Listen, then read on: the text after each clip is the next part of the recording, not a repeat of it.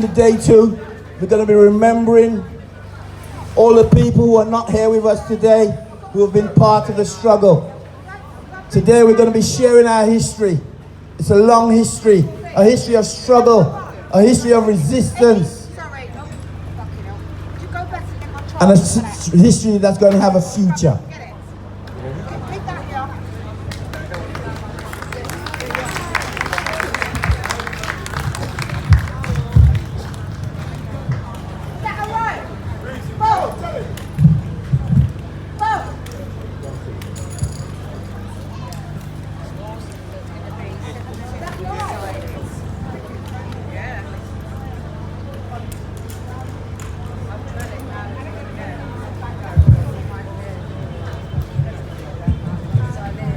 Greetings, family. Try that again. I said, greetings, family. Greetings, Mangrove. Make some noise. All right. We come to pay respect to the ancestors and those who come before us. Yes? But this is not a performance. Yehovah's, this is about us invoking the energy of our ancestors. Yeah? We don't just live in this one world that we live in. There are two worlds, spiritual and the material. When we remember and we call those who came before us, we bring that energy into our present. So before we move on today and do the works that we have to do, the first thing we have to do is pay respects to those who came before us. So before I continue, I would ask for an elder in the community to give me permission to continue. Yes, I give thanks. Bless it. Thank you. All right. So this is an interactive thing, right? So in order to get us interactive, when we start calling the ancestors and we pour libation, I want you to raise your voices. I want to hear you call those people. I want you to call those names that are part of this history that we are recognizing and acknowledge today. If you agree, say Asheo. Asheo. Bless it. One love. So before we start that, we're gonna do this first, just to get everyone up. Yeah? And in the right energy. It goes like this. Woy-oy! Woy-oy-oy-oy! Woy-oy! Woy-oy-oy-oy! Woy-oy! Woy-oy-oy-oy! Woy-oy! Woy-oy-oy-oy! Woy-oy! Woy-oy-oy-oy! Make them hear you. Woy-oy!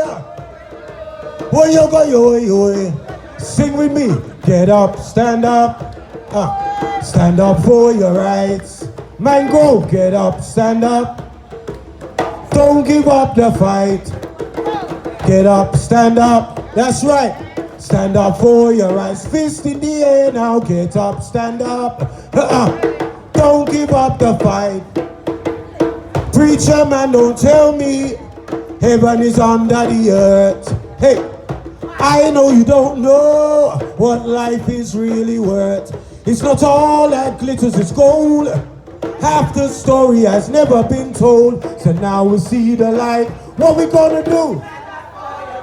Hey, get up, stand up, sing it out. Stand up for your rights. Sing it out, Mangrove. Little louder. Oh, get up, stand up, sing it out. Everybody get up, stand up. What?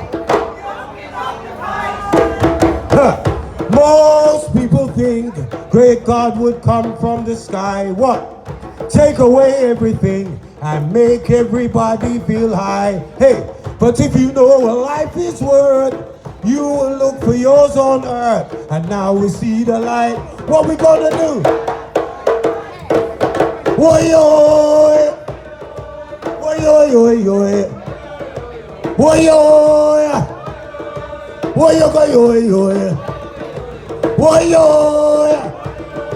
Woyo! Woyo! Woyo!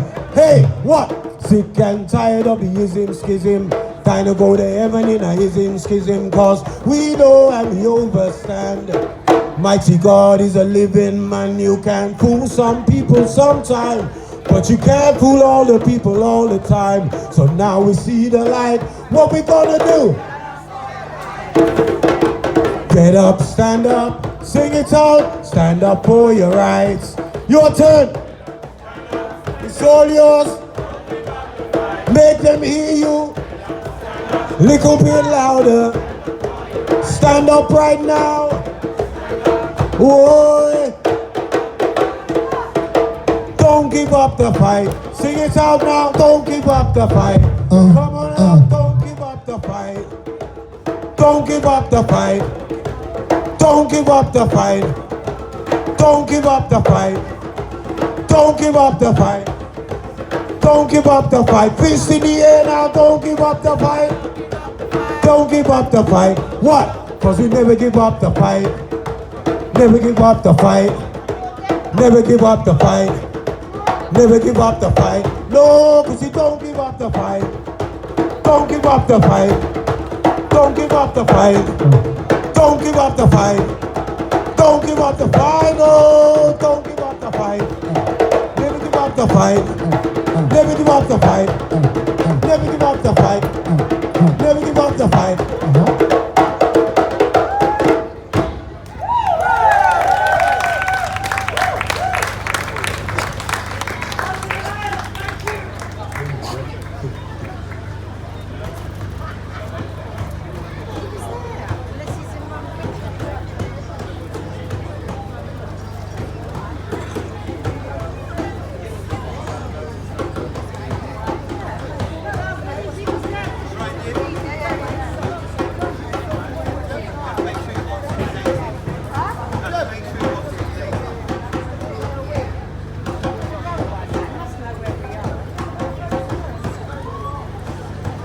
Greetings in the name of His Imperial Majesty Haile Selassie I the First of Ethiopia. Jah Rastafari. We greet all today to pay respects to those who came before us as this struggle and this battle continues. 50 years. 50 years and still we fight the same battle. So we must call on those who came before us to help guide us on our path to victory. It's only our own disunity that prevents us from winning the battle, for the battle is already won, and as soon as we unify, the wickedness and the negativity can no longer exist. If you agree, say Asheo, Asheo. Asheo. So as we join these two worlds together, we ask the Most High Creator, whichever name that you call by, there is only one. So we ask for blessings in our community in order for us to overcome the obstacles that lie ahead. We ask for more strength, more blessings for our families, our mothers, our fathers, our aunties, our uncles, our grandparents, our great-grandparents, and those who came before. If you agree, say Asheo.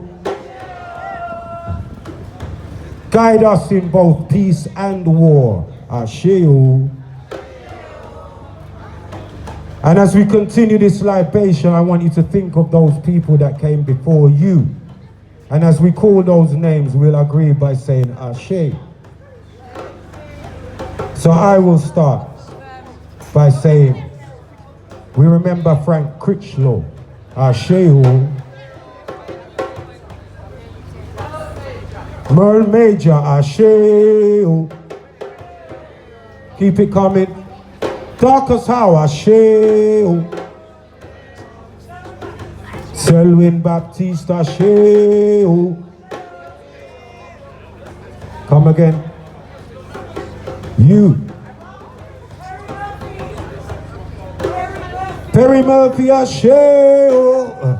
I say Daddy Vigo Asheo.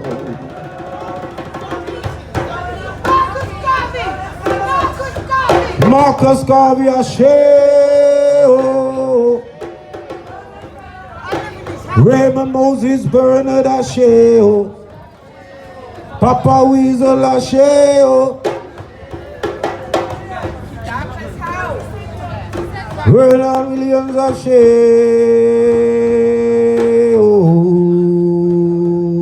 Russell Henderson Asheo.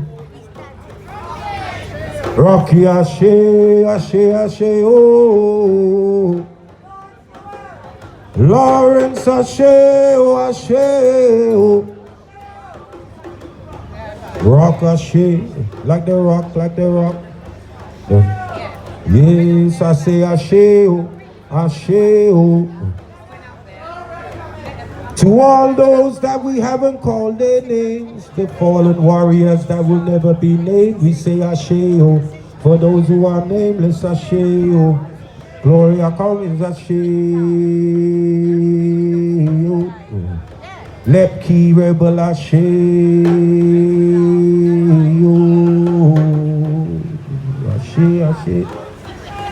Asheo.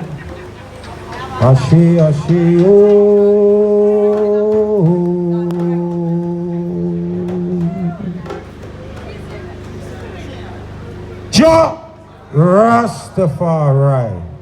Blessings and peace, may everything flow today. Yo. When we remember those who came before us, everyone show respect, and may we come and go in safety, peace, love, and unity. One love, people. 50 years, may there be more 50 years to come.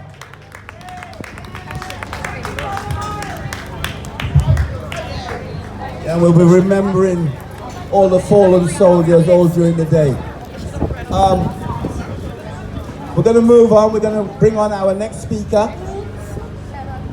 She's the first Labour MP for Kensington and Chelsea. I was going to say that she was the first Labour MP ever to speak on a Mangrove platform, but she wasn't, she isn't. That went to the late Bernie Grant.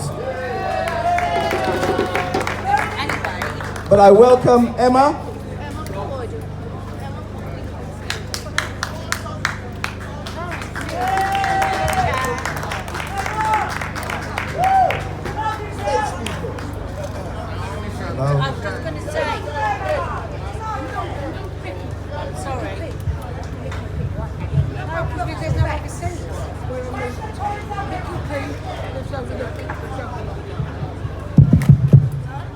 Thank you very much, everybody. It's a huge honour to be standing on this stage representing you. I stand here in all humility in front of this incredible community that you have. I'm going to start off my words with a little anecdote. The first time I came to All Saints Road, I was chased away by the police. Yeah, I came with a friend, I'll call him Michael. We both just had our hearts broken, and we were going out dancing and having fun for a bit of therapy. So he brought me here for my first ever carnival in 1981.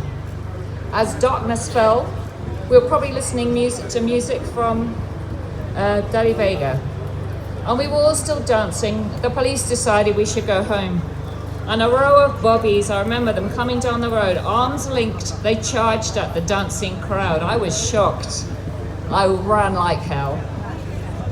So my friend Michael had just started a new job working as a barman in an exclusive, rather snobby club. He was getting a lot of back chat and found it difficult to deal with.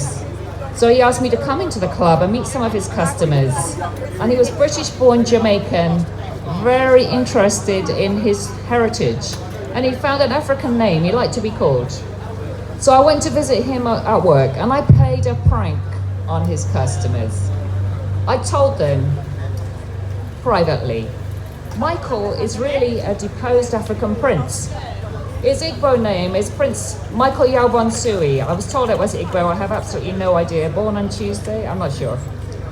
I said, Please don't tell him. Please don't tell him I told you. He doesn't like to know people to know about his background.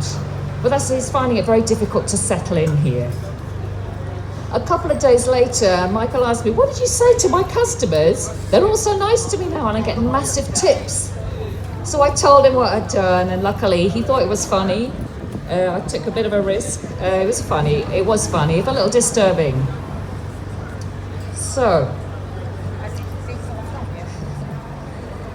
his job became more fun and lucrative, and he was treated with respect. But what a terrible thing it was in 1981 to have to pretend to be a prince to get the respect that you should deserve and to be treated as an equal. So we all know what happened here 50 years ago. You're the history here. I'm the student. And after a lot of pain and work, some truly appalling police behaviour, history was made. Well, what is the status of this history? Is it still an afterthought for many, a tokenistic add-on to proper history? A little box to tick once a year in October, a display in our fabulous local libraries? Well, we need all of that, but what happened here in Notting Hill deserves a much bigger and more permanent place in national British history. Yeah. So 15 months ago, just down the road, the most horrific event unfolded that has scarred our communities here forever. The victims, bereaved and survivors, a slice of North Kensington, all races, colours and creeds. But look at the scenes from the inquiry. I see a sea of white men charged with judging their counterparts, the white, mainly male decision makers behind this despicable and avoidable atrocity. They are there to deliver justice for the victims, and they have no connection whatever with them. So how much have things changed in the last 50 years? Will there ever be justice for them? Grenfell will have its permanent place in history, and in time we'll have a memorial.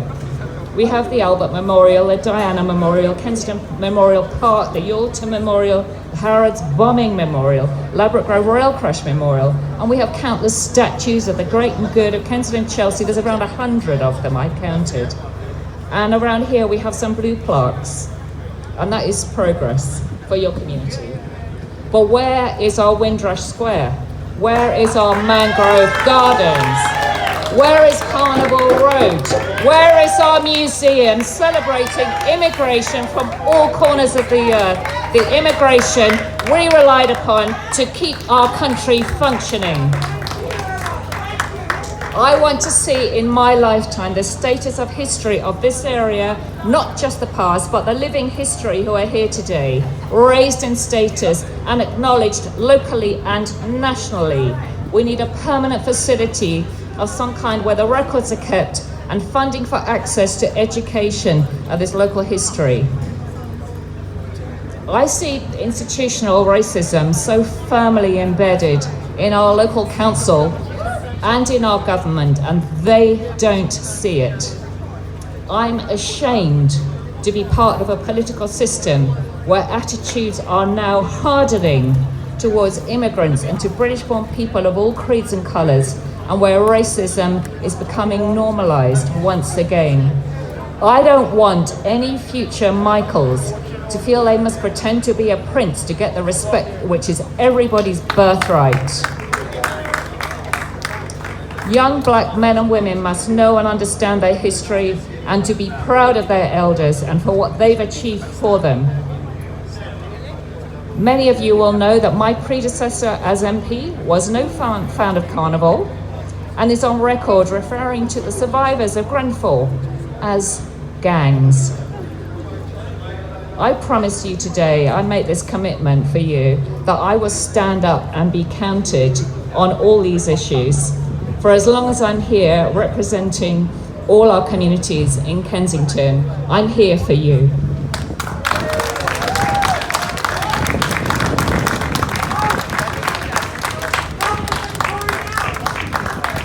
Thank you very much, Emma. We're going to have a little bit of a break now. So, Alistair, Rap Attack, you entertain us for a little bit? It's going to entertain us for a little while, and then we've got some more speakers who are coming on. Have a great day.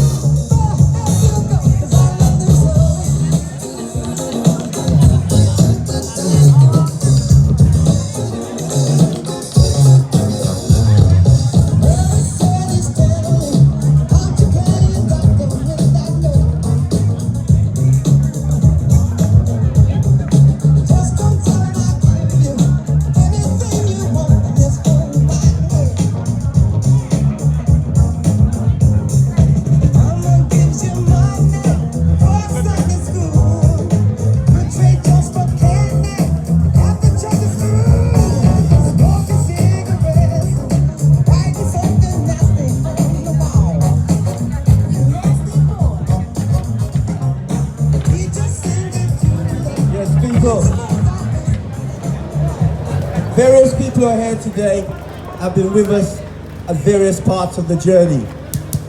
But I want to start acknowledging some people who were at the start of the journey with Frank. And I want to start with a lady called Jenny Williams, a gentleman called Robin Tuck, Mavis Tuck, Annie Lear, my mentor for a long time till I got out of hand. Dave Perry, Sue Parsons, Lionel Morrison, Andre Chevrington. Come on, help me. Chris Lamette. Come on.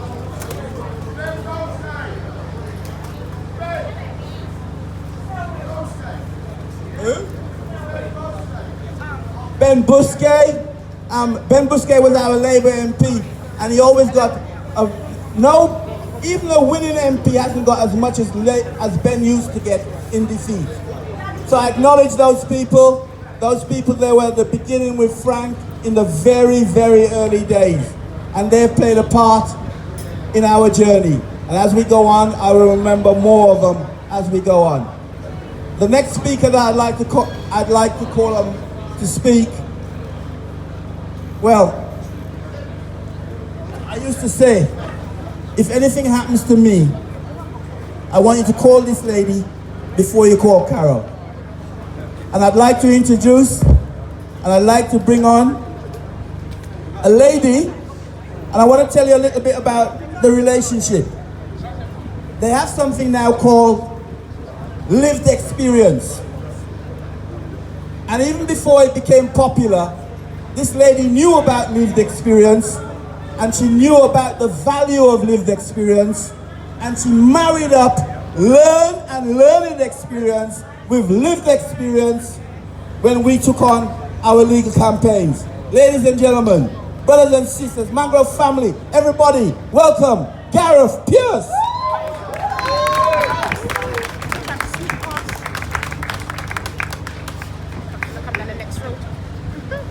Sorry, I'm passing your camera.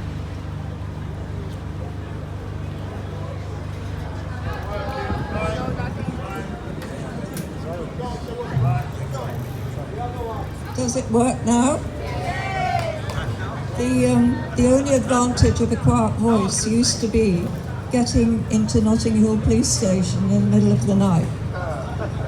It was the days before people were allowed to have lawyers in the police station with them. So if you spoke quietly, maybe you could sneak in. I didn't start 50 years ago, like this celebration we're hearing today.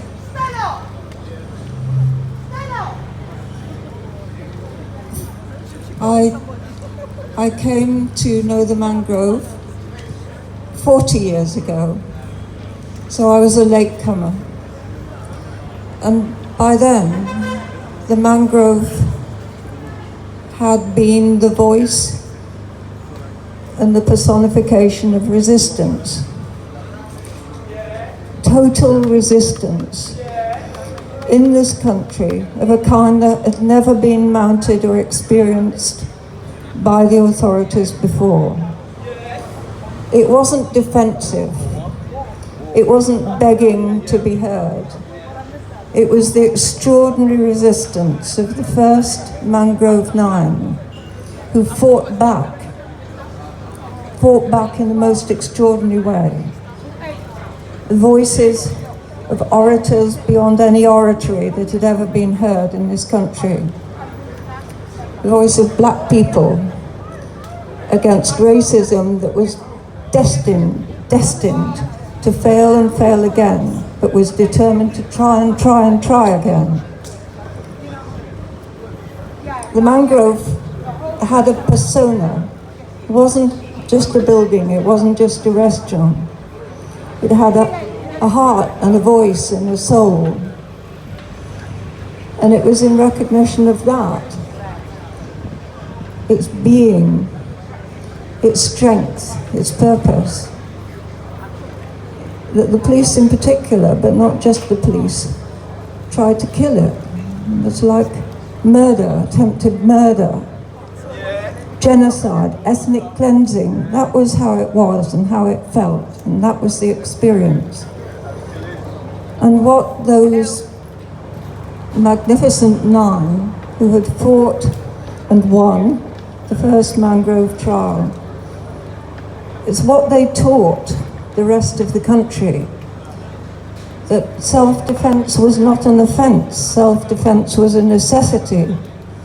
And they gave young people all over the country the strength and the courage to resist too. So that the Bristol so-called rioters, the Bradford 12, the Newham 7, the Newham 8, they learned from the Mangrove that if there was racism, racist attackers, you had to defend, and you had to defend with force. And they defended and they won. By the time the magnificent orators of the first trial, deeply committed political voices who understood the Black Power movement, who were prime movers, the Black Panthers and Black Power movement. By the time that they had won their victory, the Mangrove was still there. But the police went again and again and again, because although the voice had gone, the heart was still beating and the soul was still there. And so all the time that I observed what happened in this street, every inch of this street, got to know, was an attempt in every kind of way to commit that murder that had not been successfully committed first time around. To finish off, not just the Mangrove, but everything it represented.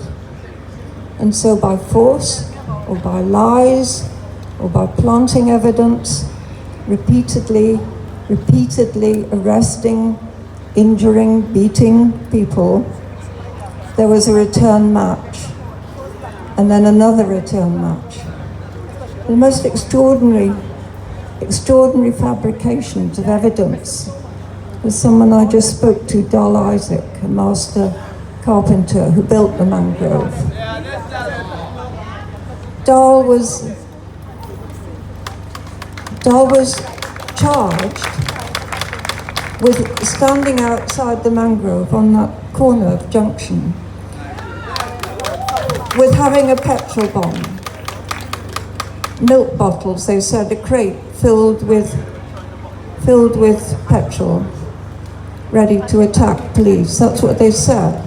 And they said a van came along with police who saw it, and all the police were to give evidence against Dal in his case.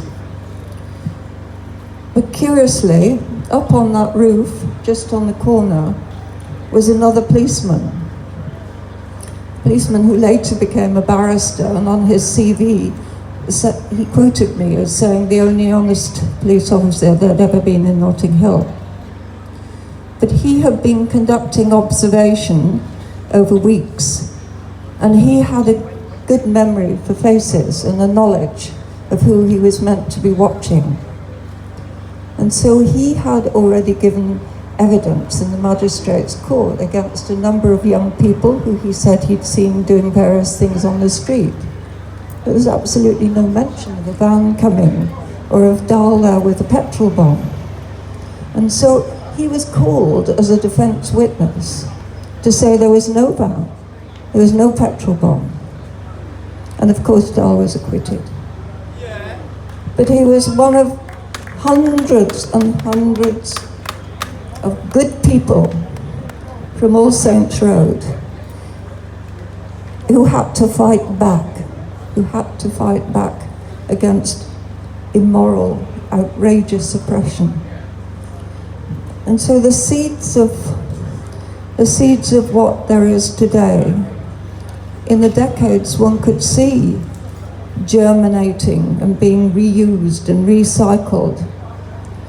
So when police would come, a new police liaison officer every 2 years, say, I want to come and talk to you, Frank Critchlow. I want to come get to know you.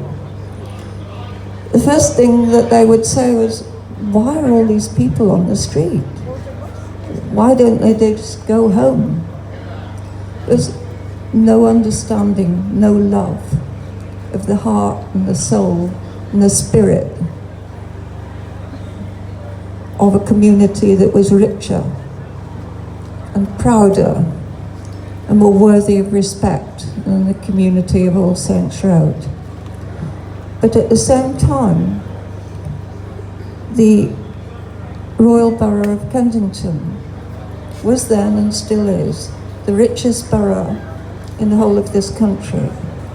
And at the same time, part of what the police were reflecting was the growing gentrification of the area, of geraniums in window boxes, of people with properties they wanted the prices to rise, who didn't understand that what was happening in All Saints Road was richer and more valuable and more worthy of preserving than anything that could ever be produced by a rising property price.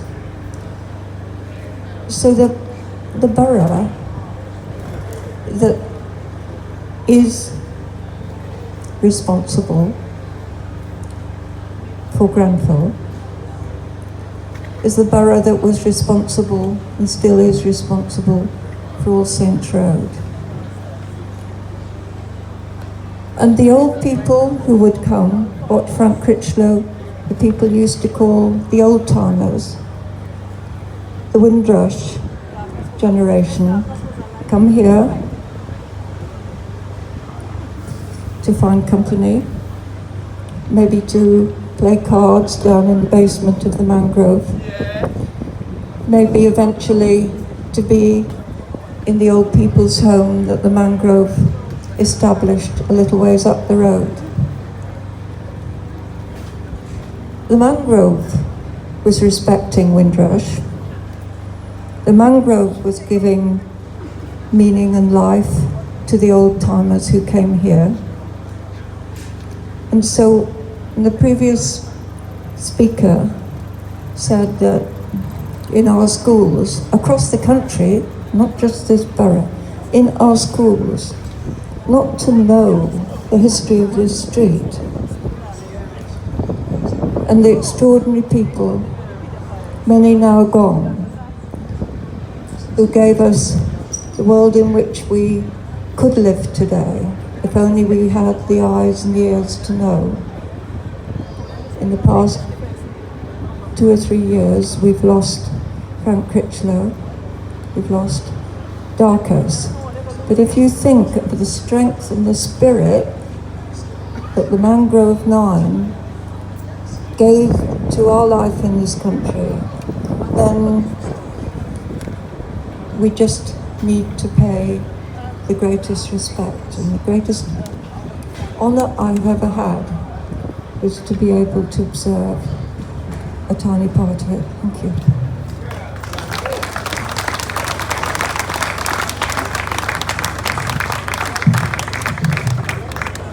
As Gareth said, it started with the Mangrove 9. The Mangrove 9 were and are Barbara Bees, Radford Darkers Howe, Rupert Boyce, Rothwell Kentish, Roddy to us, Althea LeConte, Dr. Althea LeConte, Frank Critchlow, Godfrey Millett,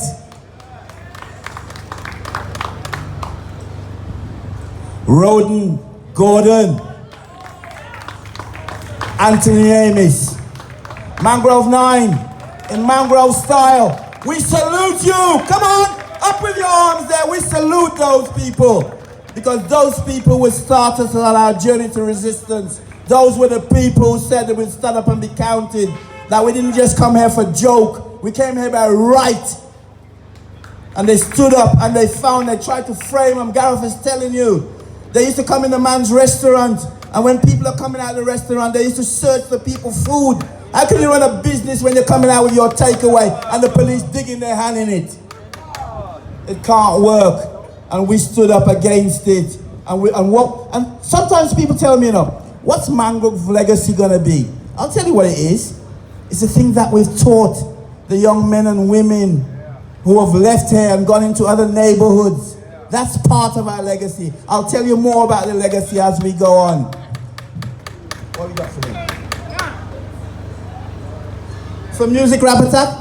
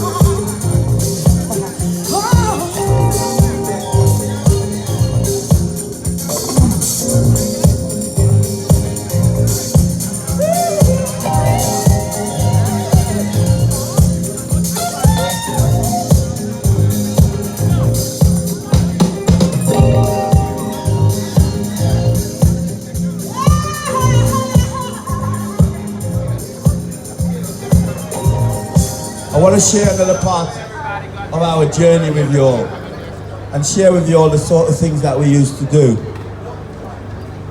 A community in St. Paul's, Bristol, came under attack,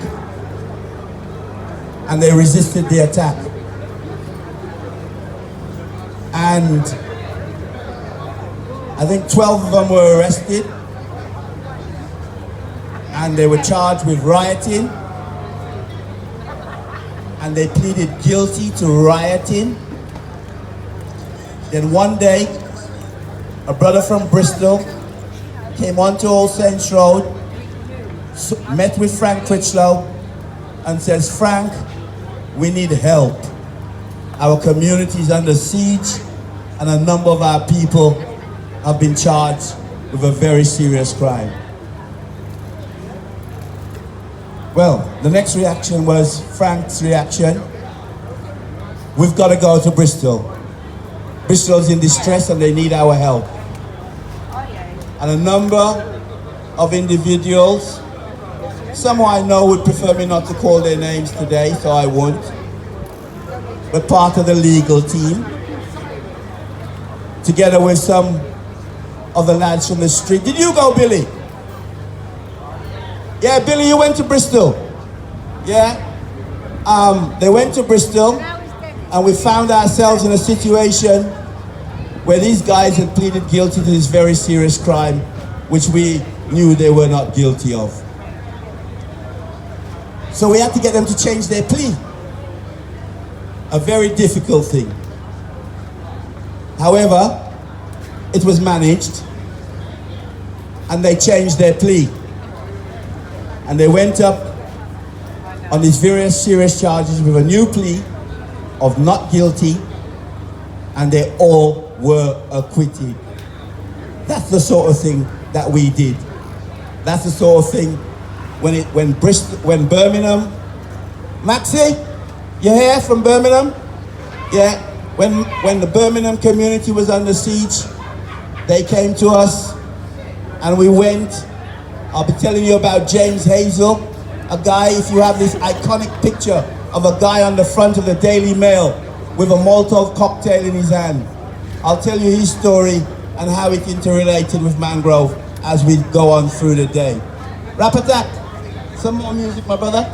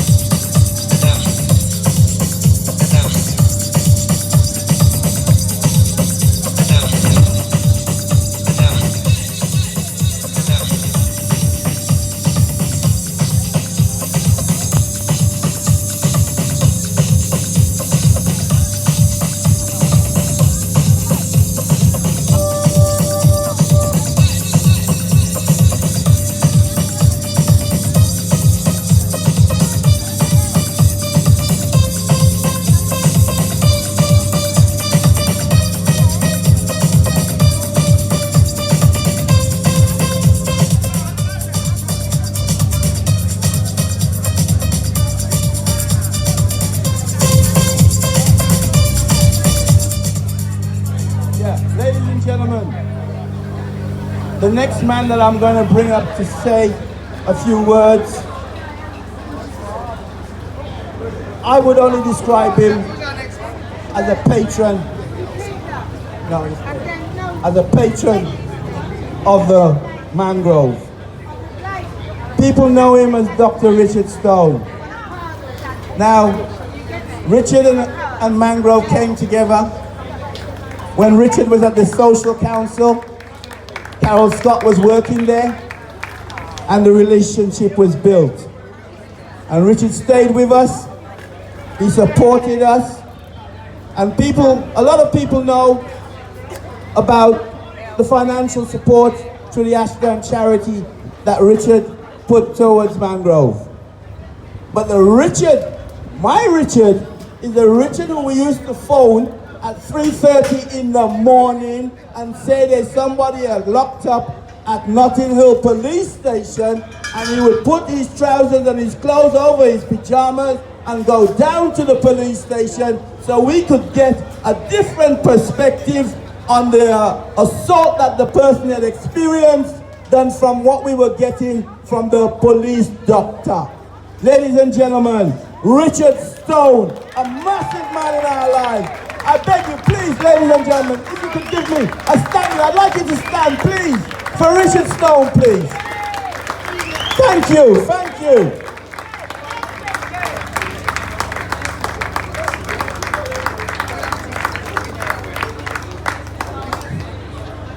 Thanks very much.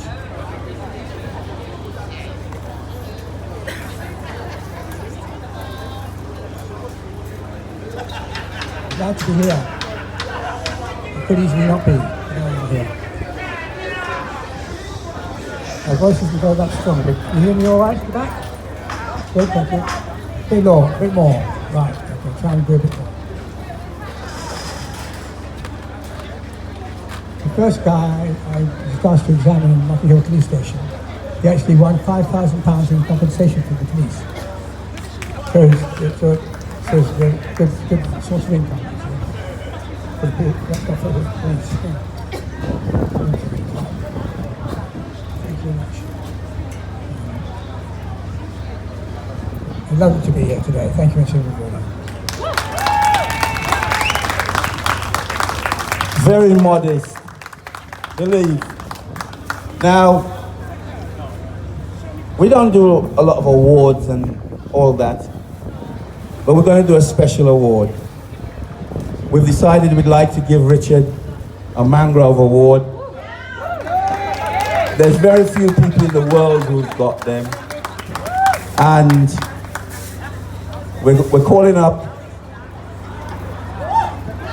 Mashup to make the award. Mashup, you want to show them?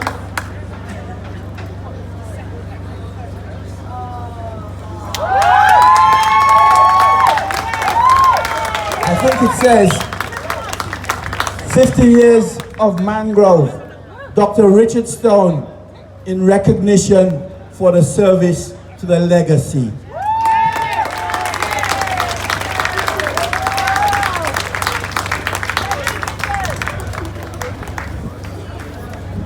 I know.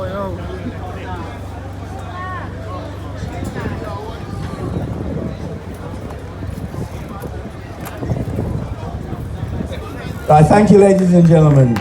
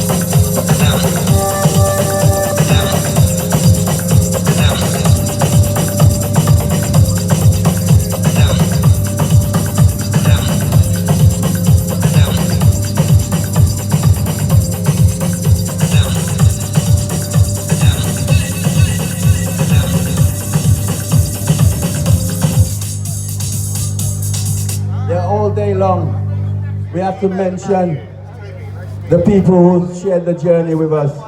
Some of the people whose name I will call are fallen soldiers, and some are still with us.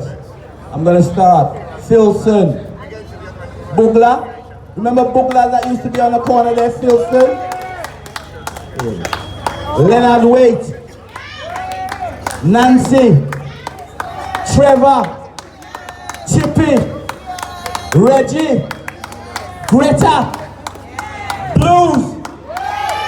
Terry Radix. Winston. Bird. Brother. Roy Kaboom. Frankie Sweeney. Cassidy. Len Woodley. Max. Jerry. Boots. Big George. Big Boss. Yeah, that's just a few. All day long you're going to hear about them. And the other one now is Oliver Twist. Remember Twist? All right. Right, I'm ready for my next speaker.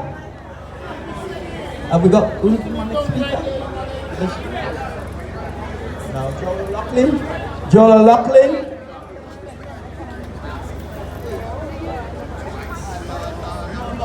No, there was a mixture of those who were alive and fallen in the mix of us.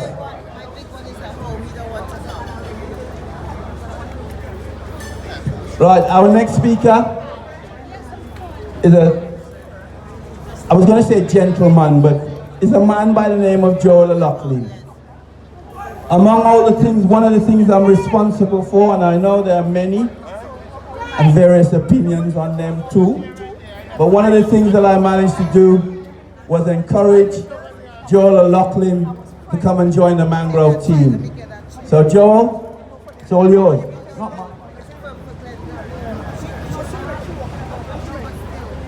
Mangrove, Mangrove, Mangrove, Mangrove forever! Lord, that's terrible, that's terrible. You know, I saw so many people go out for Wakanda forever. Wakanda is not a real place. Mangrove is a real place. Mangrove is not for 50 years. Mangrove is not for 100 years. Mangrove forever! So, my journey began a long time ago. Must have been about 7-8 years ago, during the time that Frank was incarcerated. And I'll tell you a little bit because I think the history is worth repeating.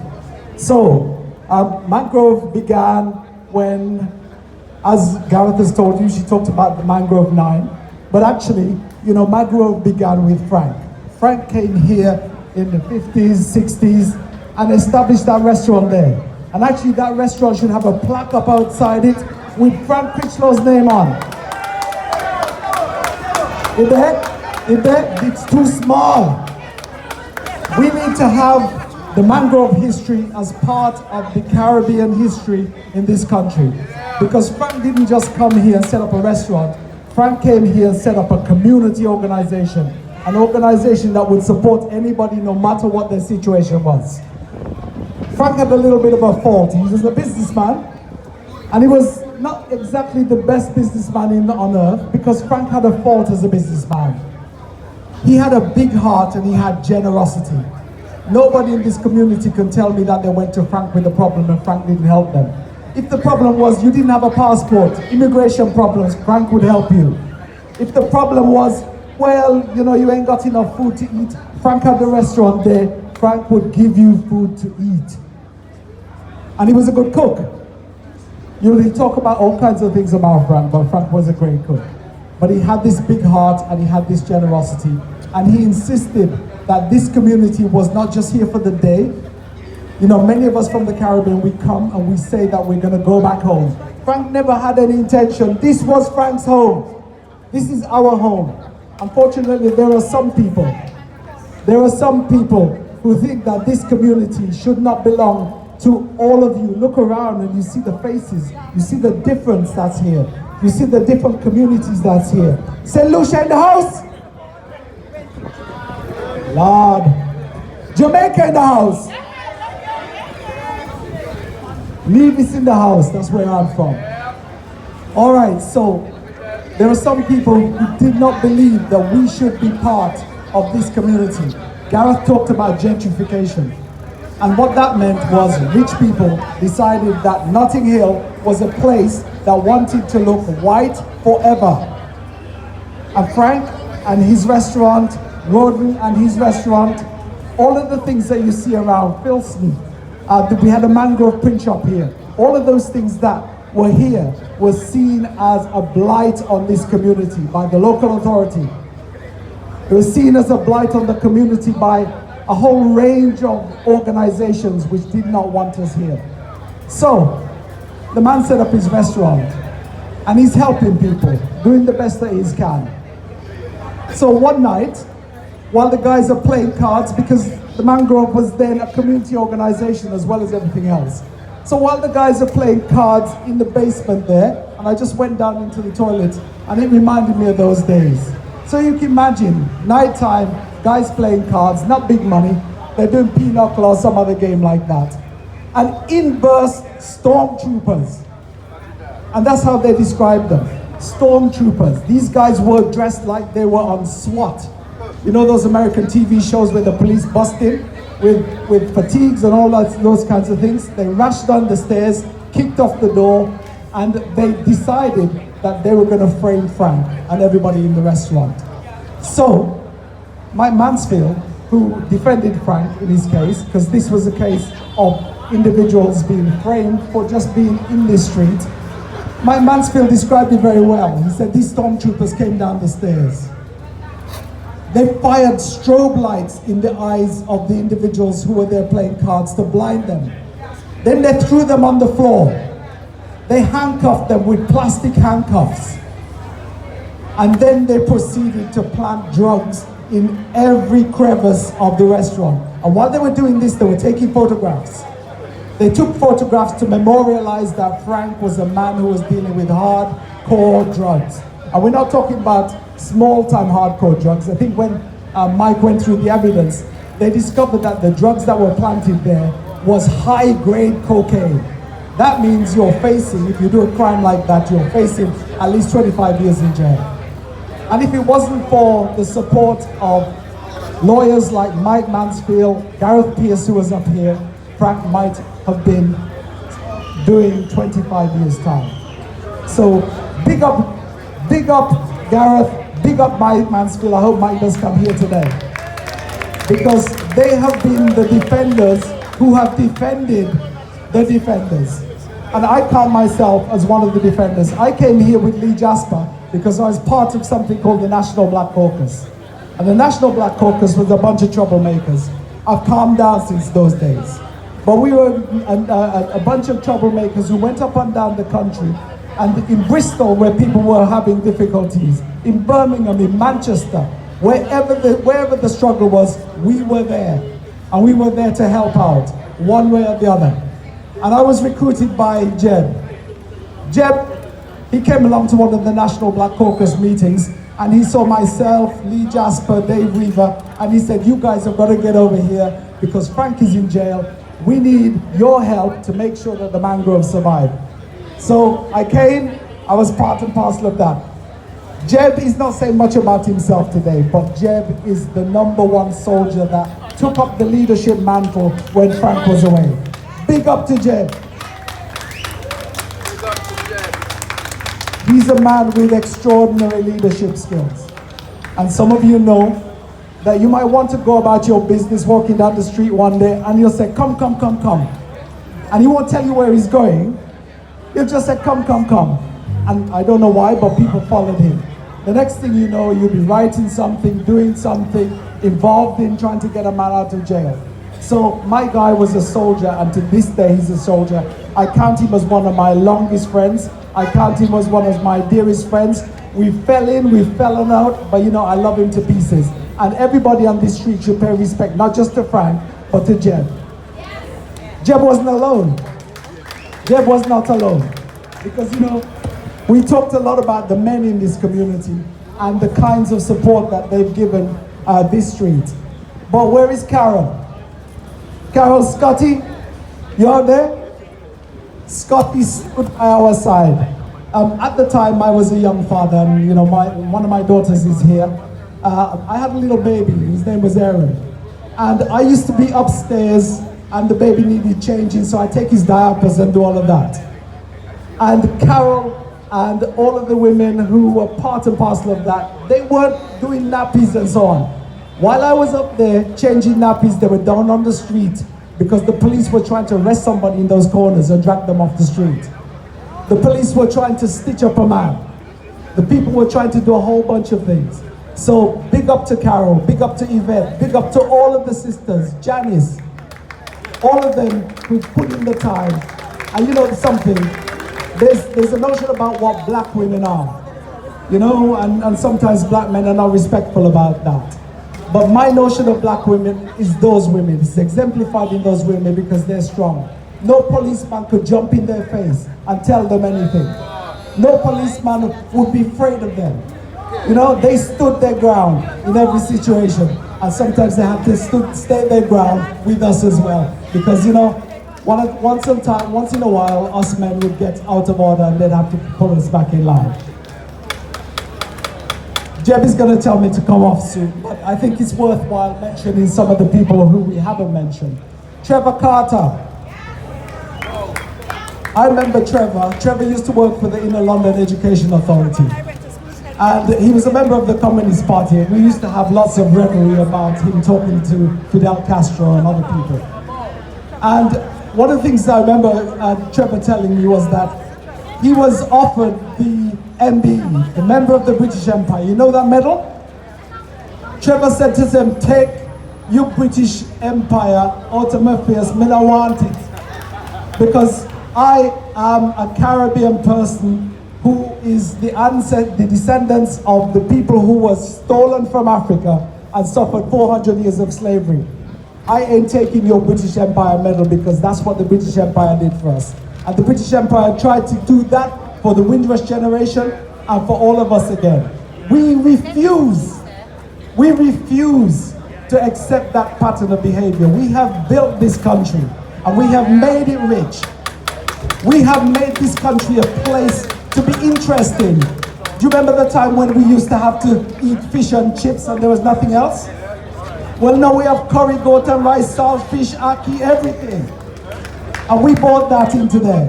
White people are eating more jerk chicken than they're eating any other kind of chicken. So I go. My money's taking me away. Ladies and gentlemen, thank you, Joel. Thank you very much. What Joel didn't tell you, that I think on either his first day or the second day he came on Old Saints Road, he got his head bust with a truncheon by a policeman. Welcome to Old Saints Road. Mangrove forever! We're going to run a little music for a little while, my brother.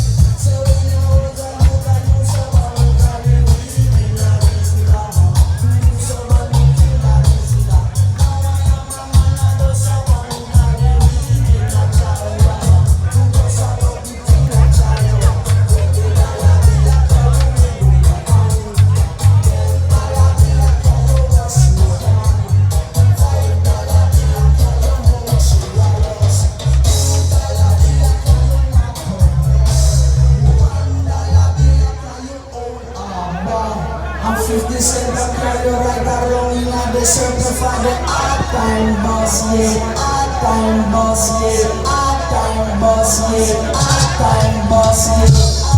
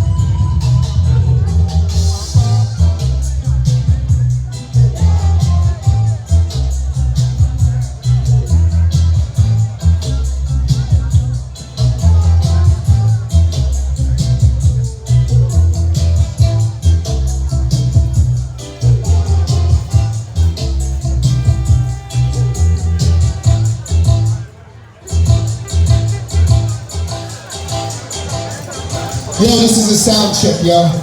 We've got to check the mic because we're going to be on later on doing some musical intros for you. So I'm just going to check the mic now. Run a thing.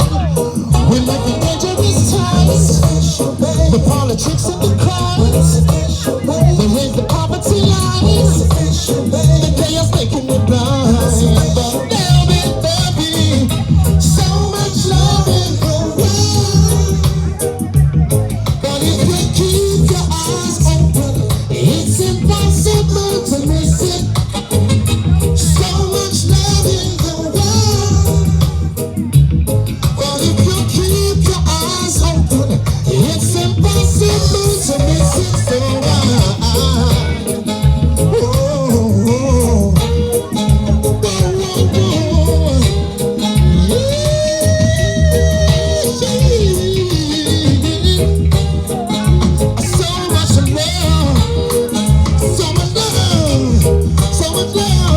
so much love I'm giving you. So much love is around. I welcome five. Thank you very much indeed. God bless you all.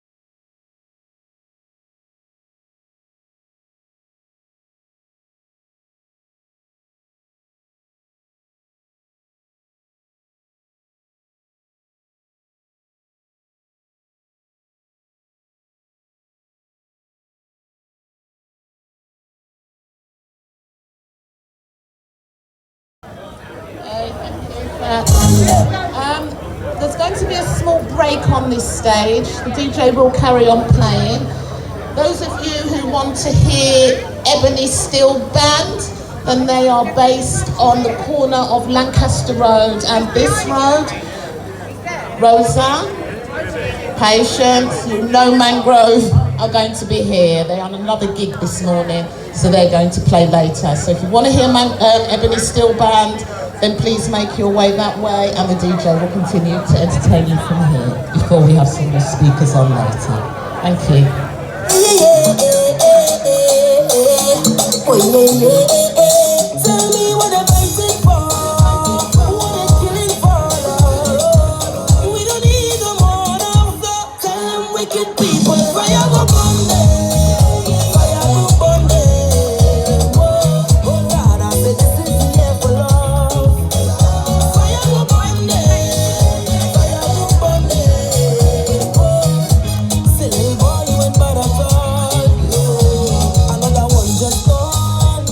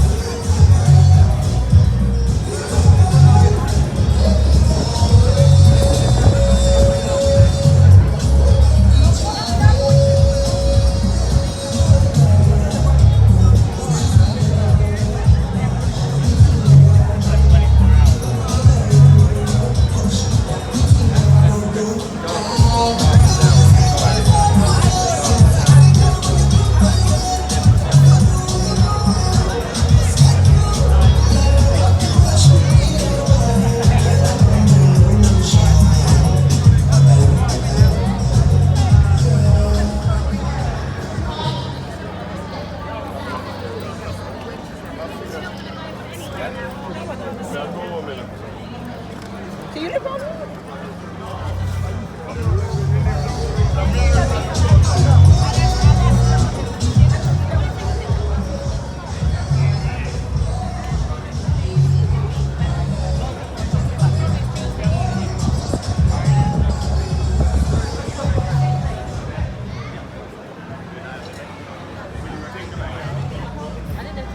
Okay, you're gonna kick off.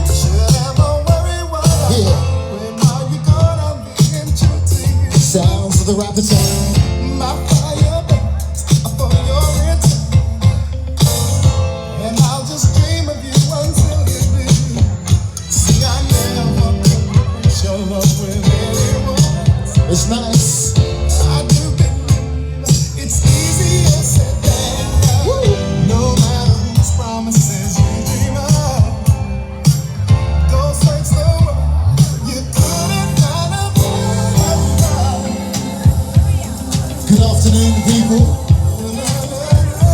Inside the musical intermission, sounds of the rap attack.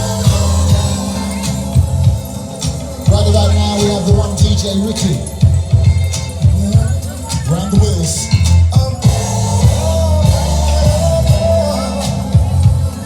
And it's nice.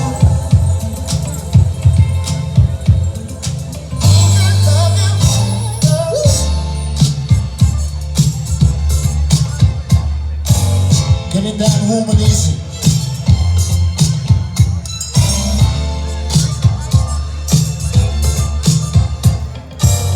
Enjoy the afternoon, just like this. Funky high out to the sexy ladies. Good afternoon, big up all the jets inside. Good evening, old timers. One love here.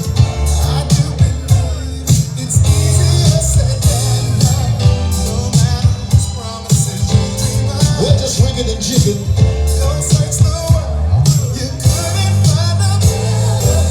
Sounds of the rap attack soul sound. Do it nice and easy like this.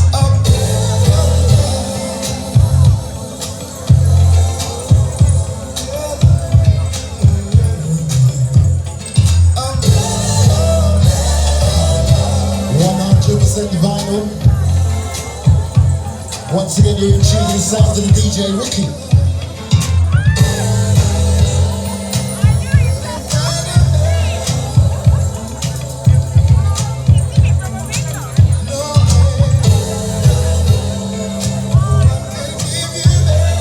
Hello there, Ricky. 1 second, yeah. Anybody with a black BMW estate car, EX08 ZPW must be moved immediately because the bus cannot pass. Immediately, or the police will tow it. EX08 ZPW, black BMW estate, blocking the bus as we speak. If it's not moved straight away, the police will come and it will be removed. Sorry about that, people. Ricky, whenever you're ready, rude boy.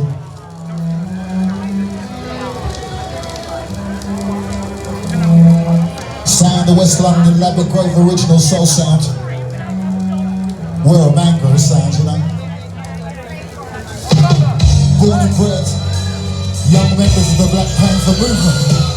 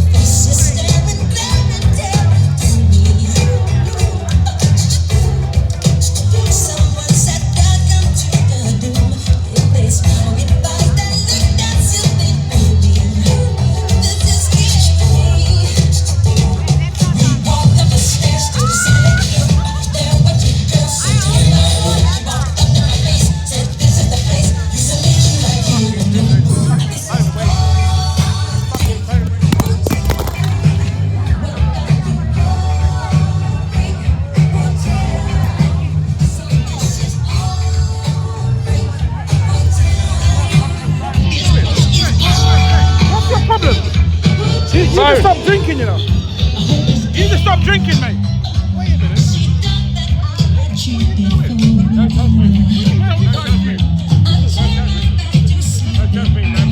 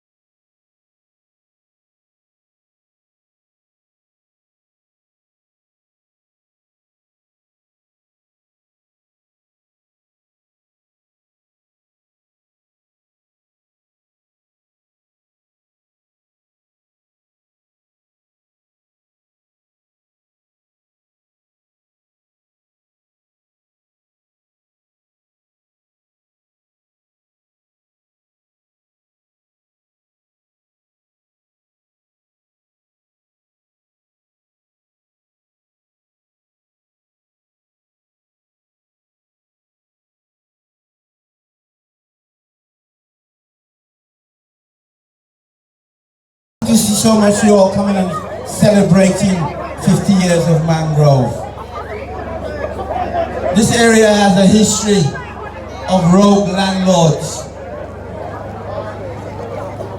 Rackman was a rogue landlord in this area, and it seems you all have another rogue landlord in those people.